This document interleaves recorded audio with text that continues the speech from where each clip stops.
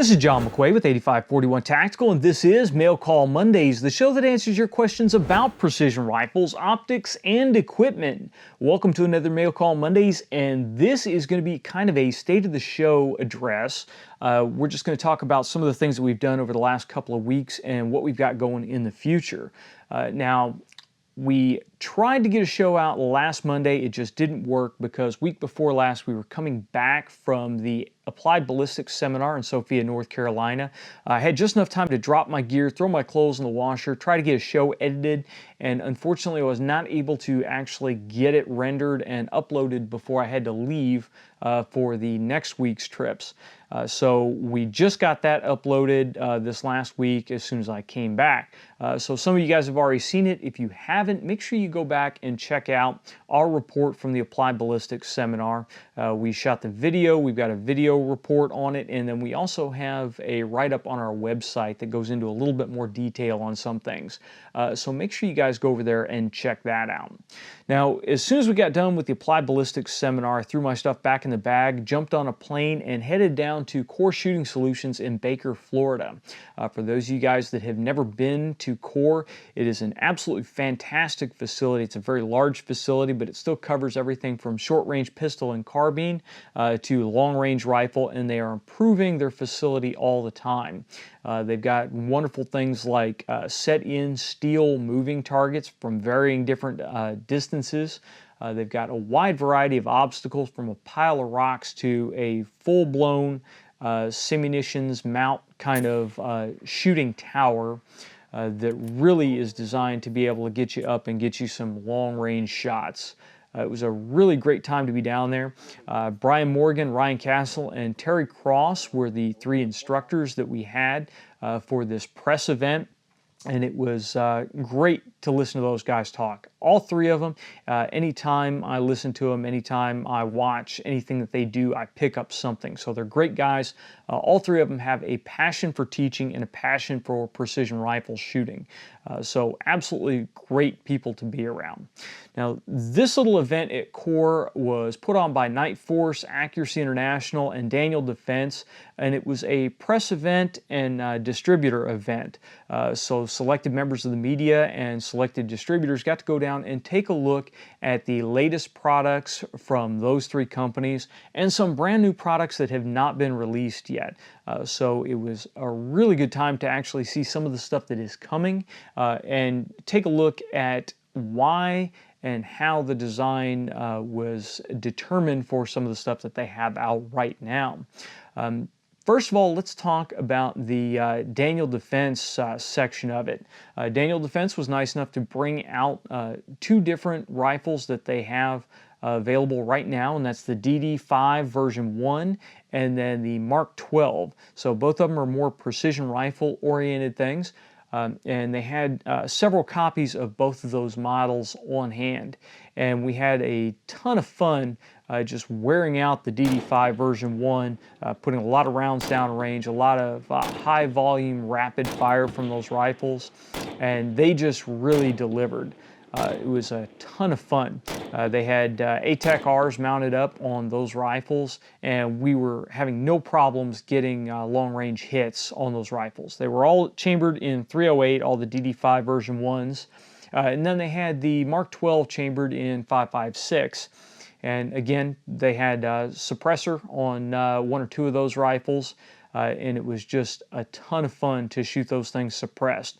Nightforce mounted a SHV on the Mark 12, and that system really worked great for either dialing for your long-range holds or just holding and getting out there. They had the MIL-R reticle in the SHV, and I tried it both ways, dialing, tried it holding, and it was fun just to run out and bang steel targets out to extended ranges.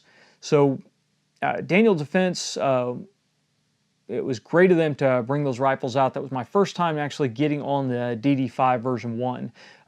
Now, I did get a chance to talk to Thomas from Daniel Defense about some of the design on the rifle, and the DD5 version 1 uses an interesting barrel mounting design. The handguard mounts on with 4 bolts, and that compresses a flange kind of deal at the tail end, at the breech end of the barrel, and that holds the barrel in. So theoretically, changing out the barrel should be fairly quick, and you should be able to use smaller, more compact, more easily field portable tools to do so. We didn't actually get a chance to break the rifles down and take them apart because they were constantly being rotated in and out of the line because of the volume of fire we were putting through them. But I look forward to getting my hands on one of those in the future and tearing it apart and showing you guys exactly what makes that barrel mounting solution kind of a novel idea and what that means for us going forward if we decide to switch out barrels to a different caliber. All the DD5 version 1s that we had on scene were 308, but there is the possibility in the future for different calibers becoming available. Now I'll switch over to Accuracy International. AI supplied quite a few of their bolt-action rifles in varying different barrel setups, from compact 16-inch suppressed guns to larger 338 Lapua Magnum rifles as well. One of the ones that you guys found the most interesting was one of the AX rifles that they had a massive proof barrel on it. It was pretty much a straight taper, and it was really interesting just looking at it because it pretty much was the largest diameter barrel that you could fit inside the handguard on the AX. And when you picked it up, it balanced very nicely. It wasn't front end heavy. And while, again, we're not shooting paper, we're banging steel, I had a great time banging ammo through that gun as fast as I could run it, and it would still return the accuracy that I would expect from that kind of rifle. So it was fun to shoot some of these varying different configurations. Now, again, Nightforce had some new scopes out that unfortunately I can't get into talking about just yet, but as soon as they give me the go-ahead, and it should be before SHOT Show, then I'll be able to get you guys the details, the close-ups, and all the fun stuff on the brand new Nightforce scopes that are available. They also had some rifle support products that were there that you'll see coming out, which is kind of different from Nightforce. You generally expect them more in the rifle scope arena, but the new products kind of tailor into their product line very nicely. So again, as soon as we're able to get details out on those and some of the rifle support products, we should be able to let you know about in the next week or two. So that will be coming pretty quickly. I believe we shot enough video and we got enough close-up photos that we should be able to actually give you guys a good rundown on them without having the product here in front of us, because unfortunately they didn't have product samples available for us to take with us. But we should be able to let you guys know how they worked for us out there and if it's something that you might want to look into. Now we got two other products, one of which was waiting for me when we came back from the Applied Ballistics seminar, and this is from G3 Targets, and this is their MOA target. It's an 8-inch gong, has a really interesting feature on it. They have a grid. It looks like it's laser cut into the front of the target. So the grid is 1-inch squares, and then we have a diamond in the center. And this really interested me. I saw some Instagram photos of it, and then got a hold of G3, and they were nice enough to actually send us a target out to review. We're going to have some fun with this target because we're going to take it out. We'll shoot it with the 243 at intermediate ranges, and then we're going to come in and we're going to abuse it at close range a little bit, just because I want to see how well the grid lines hold up on the target after repeated usage. But I thought this was a really, really cool idea because when you're shooting at long range, you've got these grids, so when you go out and look at the target, you can get a general idea of the accuracy of your rifle pretty rapidly just by judging where your splash is impacted on the target. At long range, I don't foresee any issues with splash coming back to you because of the grids on here. But when you bring it up into really close range, say 100 yards, I really want to see if we start to get any strange splatter patterns because of the grids on here. I don't anticipate any problems, but that's why we test stuff, because we want to see that. So look forward to the review of the G3 MOA target coming soon. And then lastly, we have a brand new project that we're working on. We just recently got an Ultimatum Precision action in, and this is their U300 action. It is their short action, and it's designed with a couple of really interesting features. First of all, it is a Remington 700 footprint, so this should fit into most chassis that are designed for the Remington 700. It is a round bottom on it, and it has an integral recoil lug. So the recoil lug is part of the actual receiver, which gives you some great possibilities for switch barrel designs, which we'll talk more about here in just a second. It has a trigger hanger that is designed for the Remington 700 trigger, so you can drop this out. You can put any Remington 700 style trigger in there, which leaves you a ton of possibilities for triggers. The scope base is an integral 20 MOA scope base. When I say integral, it really isn't integral. It is pinned and screwed on, but you've got 6 fairly beefy screws holding it in, and there are dowels underneath it to hold it in place. And it's got this nifty little Mirage band hook on the front. So if you're using this for like F-class or something where a Mirage band would come in handy, you have the ability to mount that on there.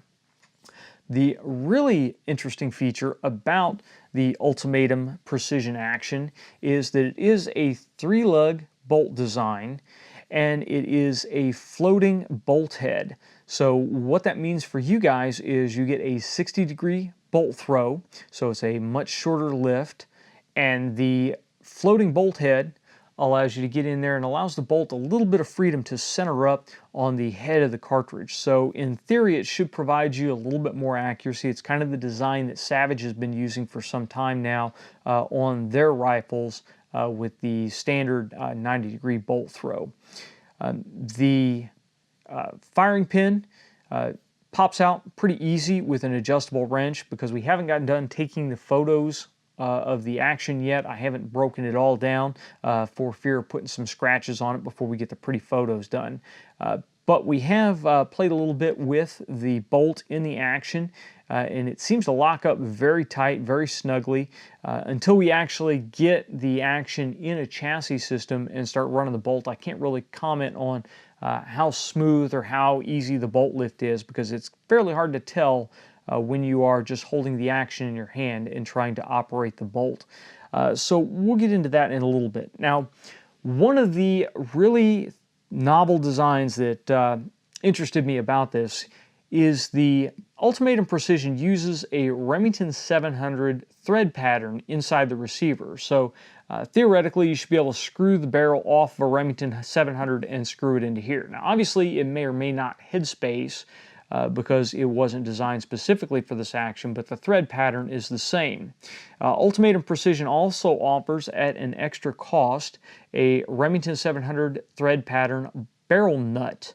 And what that allows you to do is use a Remington style design, which means the barrel does not have a shoulder on it. It's just a threaded shank, and it allows you to thread the nut on there, thread the barrel in, and then headspace the barrel against a chamber gauge, and then tighten down your barrel nut, and there you go. So you should be able to take pre-fit barrels and put pre-fit barrels on this guy very rapidly. That really excited us, because if you like to shoot some of the barrel burning calibers, being able to swap this guy out at home is really, really an important thing to consider.